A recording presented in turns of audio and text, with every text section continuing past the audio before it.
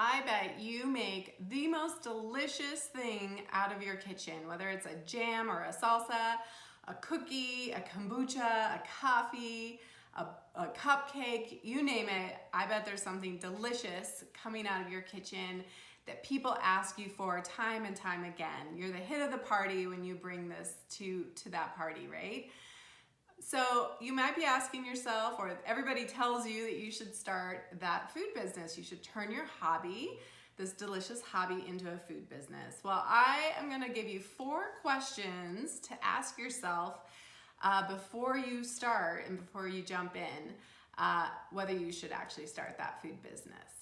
For the best food industry and packaged food business advice, subscribe to this channel by clicking below, subscribe to Food Business Success, and click on the little bell and get notified whenever I release a new video all about starting a profitable food business. If you are considering starting a food business, watch this video to the very end to get my 4 questions that you need to ask yourself before you ever spend another dime pursuing this dream. I'm Sari Kimbell. I'm the founder of Food Business Success, and I have helped hundreds of entrepreneurs start and grow their food businesses and start a profitable food business. A food business can be a very expensive hobby, and my goal is to help you avoid wasting time and money. Comment below and let me know what kind of food business you're thinking about starting. What is that food, that drink that you make out of your kitchen that other people just love and you think might be a great food business idea? All right, let's jump into the 4 questions that you need to ask yourself. So number 1 is your product defensively unique? So you could make an awesome salsa. And so let's just take salsa for example, because where I live, there are many, many local brands of salsa. Everybody makes a salsa. So if you're going to make a salsa, you need to stand out on that shelf at the grocery store or online as something really different.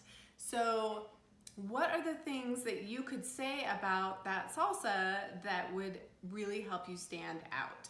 It can't just be a good salsa. It has to be amazing in some way. So maybe it's the packaging. Maybe it's the playful nature of the name. Maybe it's where the ingredients are coming from. They're sourced locally or organic or that kind of thing. Maybe it's a very unique recipe. You add something different, you know, you're smoking the peppers beforehand or something like that.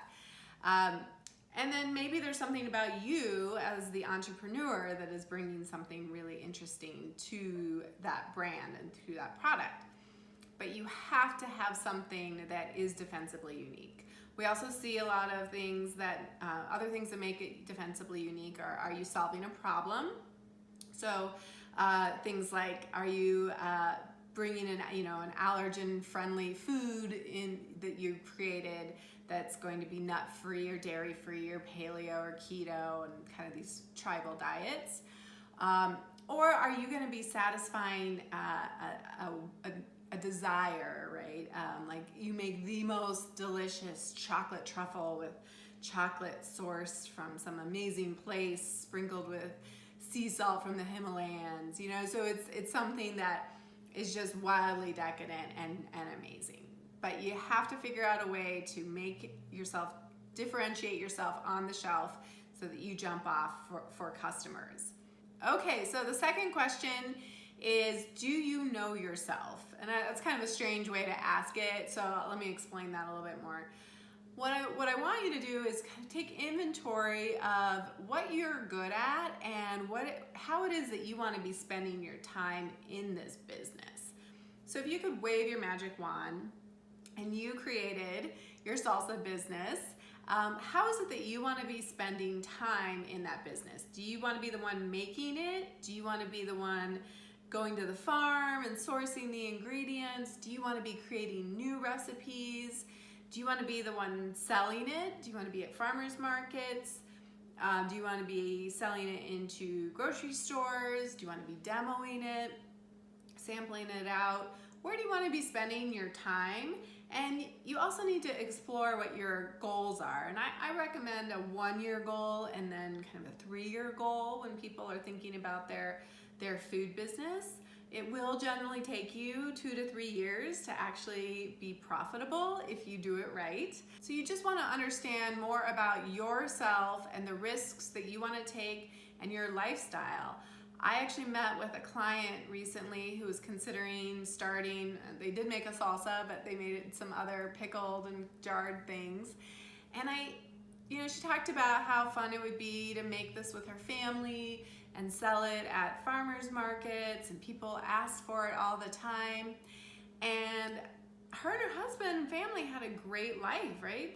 She has a full-time job that she loves. She doesn't want to leave it to start a food business. It's definitely going to be a side thing. And her husband has a great job, and they're just they're living a great life. And I said, are you sure you really want to do this? Because, farmers markets are an incredible amount of work, let alone all of the time that you have to spend producing. And to do it on that small of scale, you're not going to make a lot of money. So you really want to understand, your lifestyle and if something like that is going to fit into it and what your goals are. Which leads me to the third question, which is, are you ready to go to work? Because starting a food business is going to take a tremendous amount of brain power and time on your part to get going. So just like I said in that example,